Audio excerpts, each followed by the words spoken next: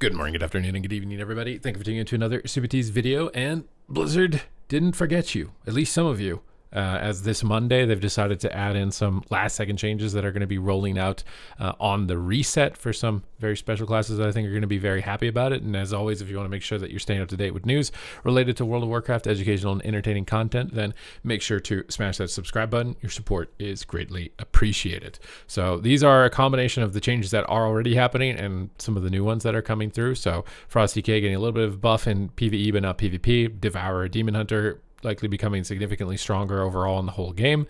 Guardian Druid, this is the first new one. They decided to completely rip you a new one, dude.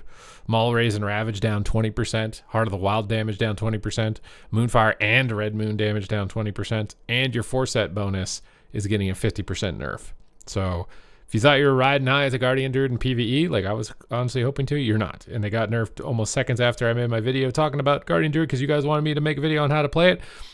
I don't know if you're going to recover from this in PvP. Hopefully it'll be able to survive in PvE, but in PvP, I think we're done so after that one. Although I said that on the other one, and there's some tanks that didn't get addressed at all that are actually still honestly better. So we don't know really where it's going to go after that. It looks like they have decided to give you the 5% healing on Preservation. Oh no, sorry, this is the nerf. I thought that this had flipped around possibly for PvP, but no.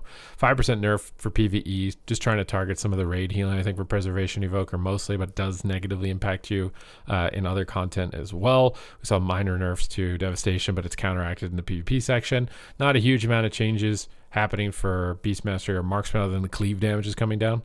So a little bit less AoE may likely reflect in 3v3 against stacked targets as the main difference for that one coming through. Rogues saw buffs to everything in PvE, but not subtlety in PvP, obviously. Damage nerf for Disc is surprisingly not going through still. Even though Discipline Priests do such significant amounts of damage, it seems like they're just raising the floor up with plans for changes on this patch. So I honestly think Elemental is the biggest winner of all the changes that they're planning to implement on Tuesday. Just basically everything is getting stronger, which means your Ascendance window is also getting stronger. So that's a big one to keep an eye on there. Resto Druid is also getting a bit better. Smile nerf to Demonology. And then Arms Warrior, dude. Look at this. Look what they've decided to include for you. Look what they've decided to include for you, Arms Warriors, okay? They're bringing down your cleave damage. Likely, again, this is Mythic Plus oriented, and it's not going to matter for PvP, but Mythic Plus is, I think, a pretty decent chunk of your AoE damage. However, Execute is 15%, and Mortal Strike is 12%. So rather than, nerfing Disc Priests to do less damage than you, they're buffing you Warriors to do more damage than Disc Priests.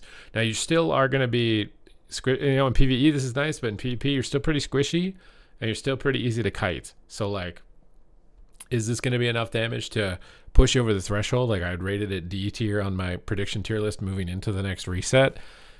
I think it's still pretty close to maybe not enough. I think Fury Warrior is just in such a remarkable position, and also even with this damage buff, like Ellie getting better, mage specs are getting better.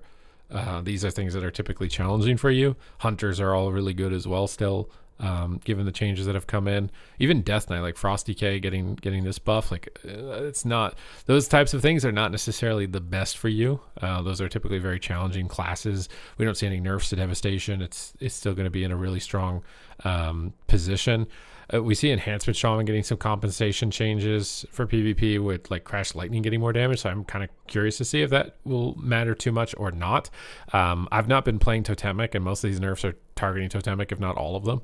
And the non-Totemic build still feels really good. It still feels really, really good. So I feel like maybe you're just going to flip from Totemic as an Enhancement Shaman, and you're going to go Stormbringer when it comes to the reset. But I don't know if Arms will compete with Fury, even with the buffs that are coming through. It's nice that that you are getting something, but I think it might still be pretty tight.